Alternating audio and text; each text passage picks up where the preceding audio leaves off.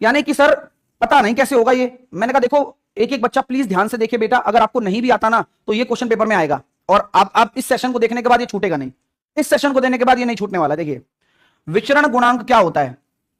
विचरण गुणांक की अगर मैं इंग्लिश बात करूं तो इंग्लिश होती है वेरिएंस का कोफिशिएंट निकालना। विचरण गुणांक वेरिएंस का कोफिशिएंट, विचरण गुणांक वेरिएंस का कोफिशिएंट, ये क्या होता है? तो कभी भी अगर आप विचरण गुणांक निकाल रहे हैं, कोफिशिएंट ऑफ वेरिएंस निकाल रहे हैं,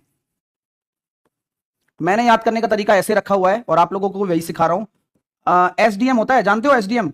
नाम किसी ने सुना है गांव में? एसडीएम नाम से होता है, हाँ एसडीएम, यस। बस वैसे ही आप थोड़ा सा दिमाग में रखिए एसडीएम, ये सिंपल फॉर्मूला है, इसमें आपको इसके लिए कुछ नहीं करना, दिमाग नहीं लगाना ज्यादा, ठीक है? थोड़ा वो दिख रहा है क्या, ब्राइट दिख रहा है क्या ज्यादा? एक सेकंड,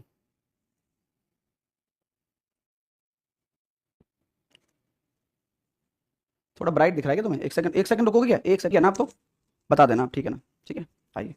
तो मैं ऐसे याद रखवाता हूं स्टूडेंट्स को कि एसडीएम से याद रखो। अब एसडीएम क्या होता है सर? एसडी को कहते हैं मानक विचलन। पता है आपको ये बात? नहीं पता कोई बात नहीं, जिनको कुछ भी नहीं पता उनके लिए कोई बात नहीं है, जिनको पता है वो लिख लो, और जिनको नहीं पता है वह समझ लो कि एसडी का मतलब होता है मानक विचलन। मानक विचलन हिंदी में बोलते हैं और इंग्लिश में बोलते हैं standard deviation. Standard deviation paper में 100% आपका क्वेश्चन आने वाला है। इस वीडियो को अगर आप पूरा देख लेते हैं तो 2 नंबर आपके पक्के समझ लीजिए, मेरा मानना ये गारंटीड है, ठीक है? ठीक है, तो मानक विचलन हो गया एम। एम को यहां हमने बोला है माध्य, याद भी रहेगा ना, एम को माध्य बोलते हैं और इंग्लिश में इसको मीन भी बोल देते हैं, माध्य भी बोल देते हैं, ठीक है दोस्तों?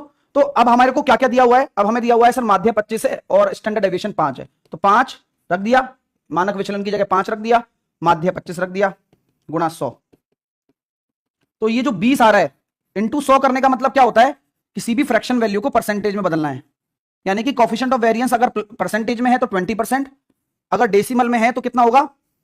0.2। बात समझ में आ गई? अगर डेसिमल में है तो 0.2 और परसेंटेज में है तो 20%। Is it clear? हाँ या ना? जवाब आप लोगों का होगा।